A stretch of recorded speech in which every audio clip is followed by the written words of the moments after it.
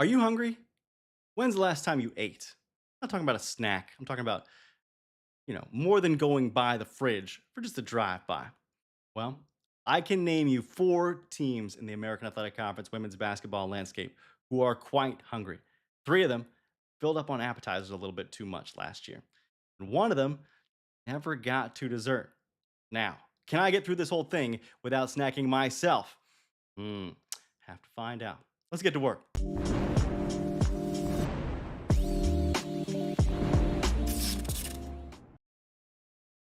Let's talk about the American Athletic Conference women's basketball slate for 2025-2026. I try to group these teams in the offseason into kind of just a couple of different tiers, and we'll be going over those over the next couple of weeks. But this one is who are the four hungriest looking to bounce back from last season? Three of them kind of the same, one of them in a little bit of a different category, and we'll get there. But it's the offseason. A lot can happen, but this is kind of how I see the picture shaping up, at least at this moment. A lot of these teams have a lot to prove and a lot of work to do, and probably pretty interested in doing it. Let's start with Wichita State, okay? Shockers under third year head coach Terry Nooner certainly have not reached the pinnacles that they hoped for in hiring Nooner, though, to be fair to him, it has been a long time since Wichita State has seen really great heights. The last time they had a 20-win season was when they were in the MVC under Jody Adams back in 2014-15. They went 29-5. Since then, since joining the American, it has been a little bit more of a slog. And that's not to say that Keith Adams didn't have success, but they have not gotten to obviously those heights. So going into year three, it's been back to back 10 and 22 seasons for Nooner, and they've gone 9 and 27 overall in the American, including, I should say, excluding American Athletic Conference tournament play, where they've gone 1 and 2. The trouble for the Shockers certainly is on offense and defense. Each has been ninth or worse in the last two seasons. They were dead last in offensive rating both years, despite having a league's top five pace. So when you have the ball in your hands that frequently and you have an offensive rating that is dead last, that is going to make for some long, long nights in the arena. Additionally, they were bottom two in field goal percentage and 2 point percentage in the last two seasons.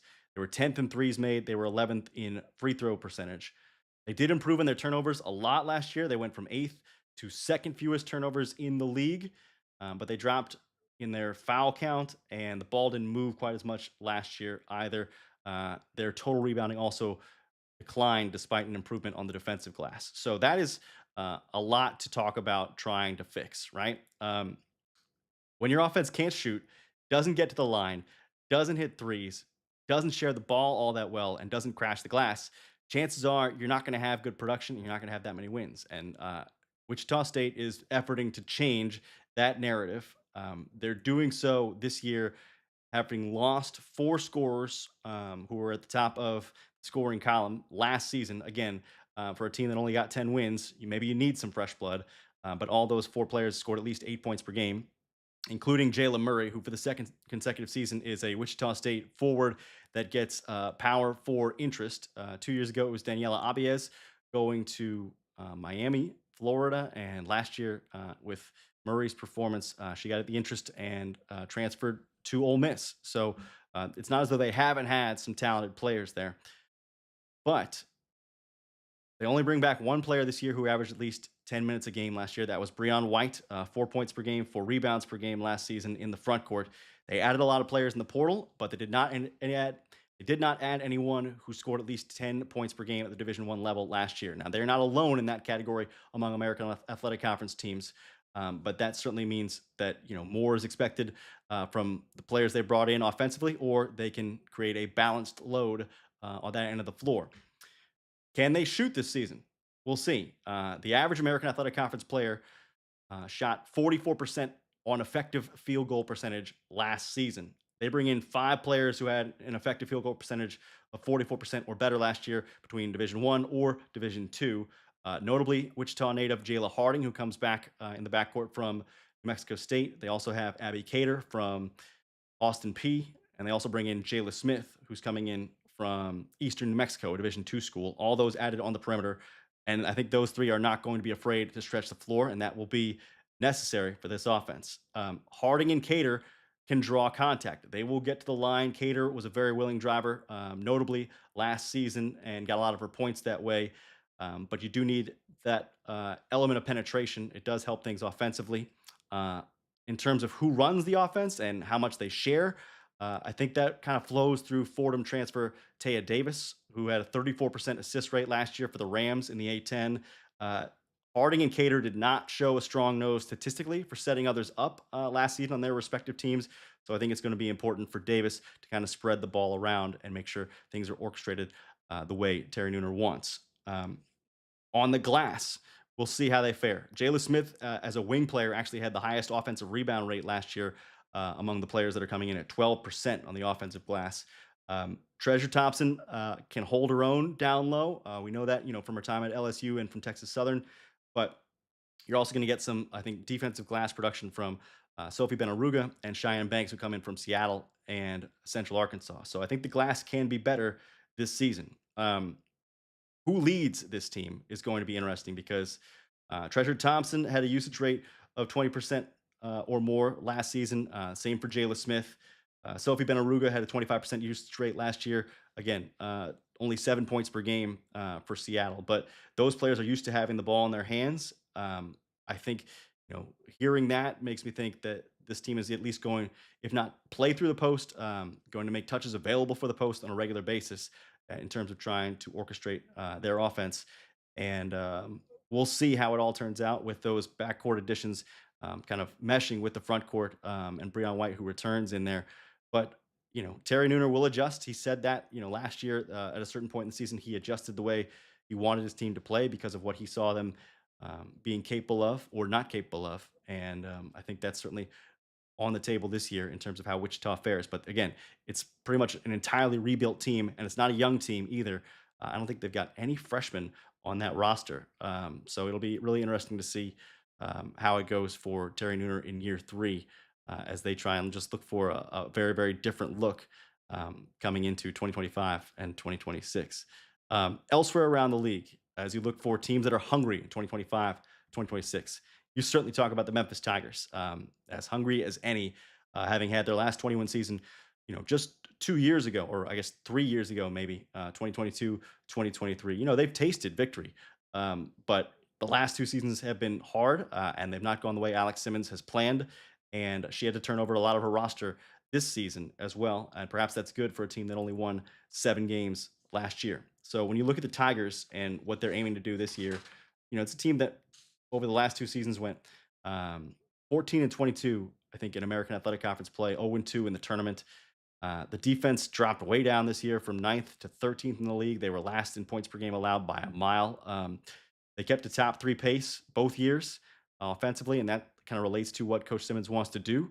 But they, in order to succeed, typically need to make free throws, to hit the offensive glass, to make some threes as they did this past season, and to cause turnovers as well in order to win ball games. So um, there has been upheaval. Let's acknowledge the season-ending injuries they've seen the last 2 years. Hannah Riddick, Tanya Welch, Quinn Fulmore, Allie Hollifield, Taylor Barner, Destiny Jackson, Dee Dee Hageman, all injured during the season or before the season. That put them out for the rest of the year. None remain in the program. And you also don't have Alasia Smith and you don't have Tilly Bowler, who were all conference performers last year. So you lose a lot from last season.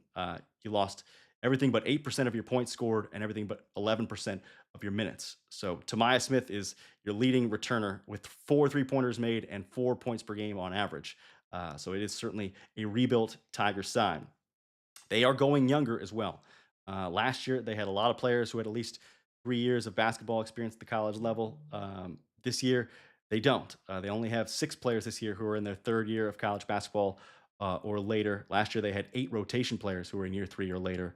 Um, so it'll be interesting to see how the youth affects things for the Memphis Tigers. They go younger in the backcourt with Jordan Hunter and Corey Allen, both looking to play a big role there. But they also got some veterans, in Deja Richmond, in Shea Harris. Amari Williams should be a veteran in the front court.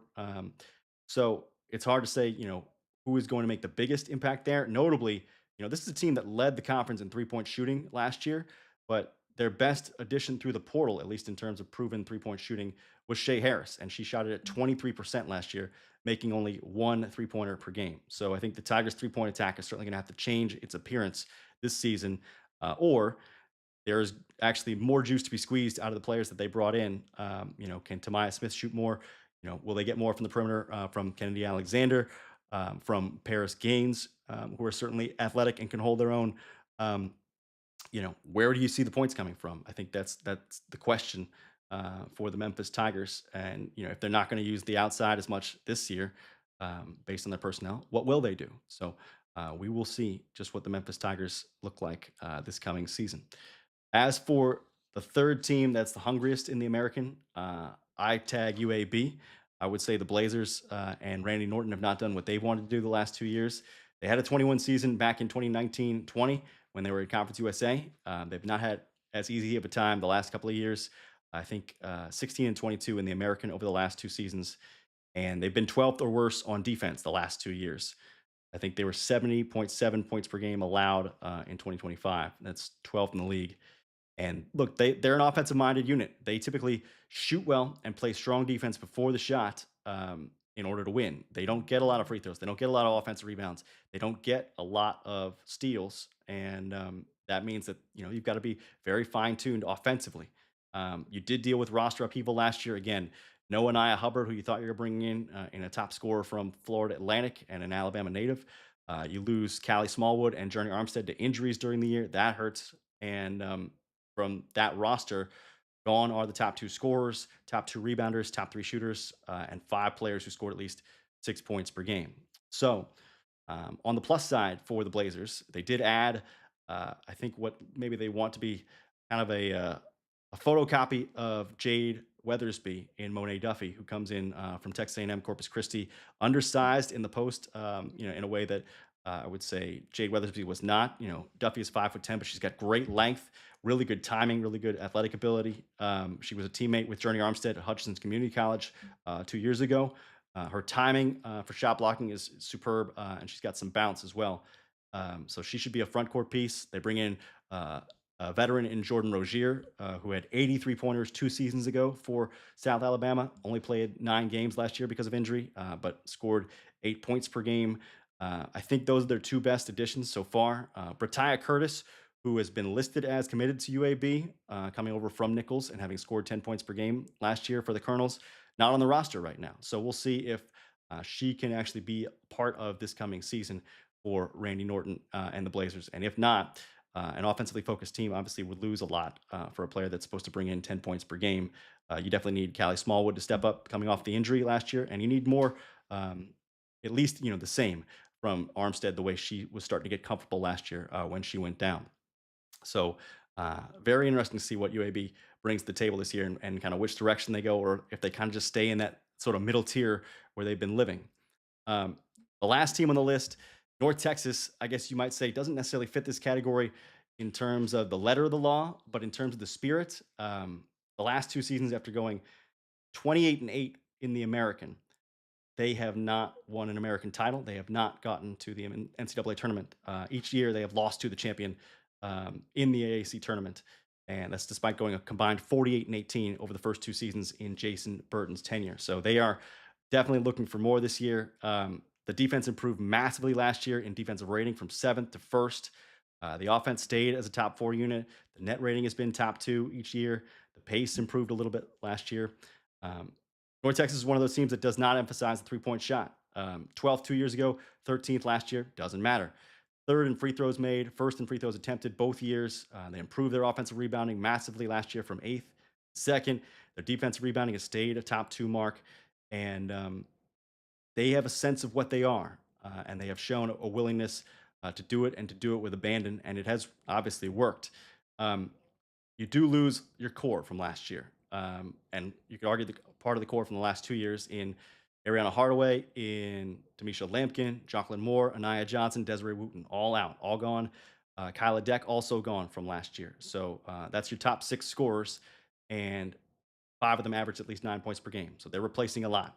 Their best returner statistically is Jalen Talley, who was a backcourt, or I should say, a front court reserve at 3.5 points per game. And she may be that again. Maybe she will develop and play a larger role this season. They think they'll get Adele Talk back from injury. But they also got some veteran presence in the post. They get Tiana Lidge coming off of a Southern team that went to the NCAA tournament.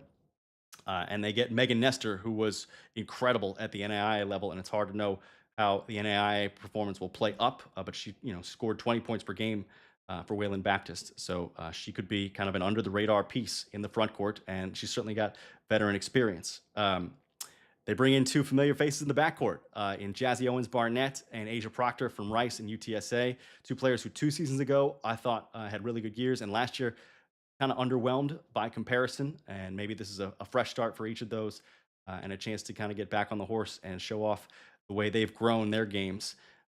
They also brought in a point guard with more than 1,000 minutes, one of three players transferring into the American this year with more than 1,000 minutes. Grace Zapala coming from Siena to Tulsa, Kirsten Lewis Williams coming from Buffalo to South Florida, and then Tiffany Hammond coming from over from Coppin State.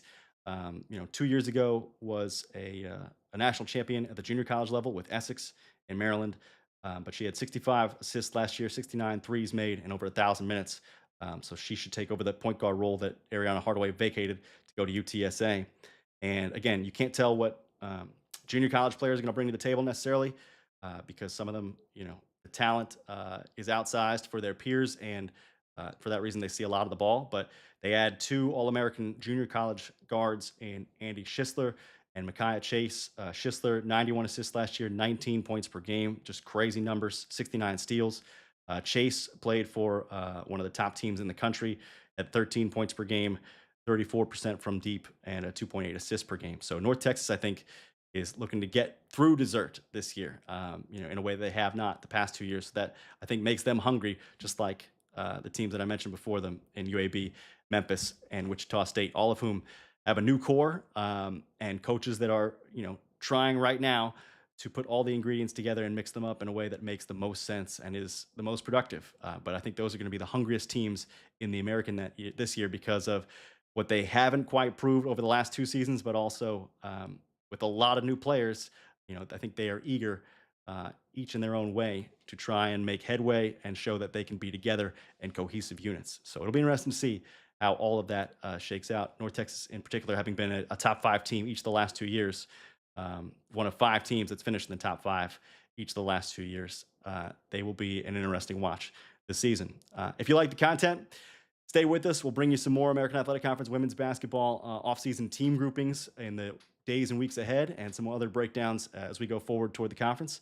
I'm Tyler Springs. Thanks so much for tuning in, and feel free to get at me on social media or in the comments or via email. Not hard to find. And I appreciate you giving us a little bit of your time.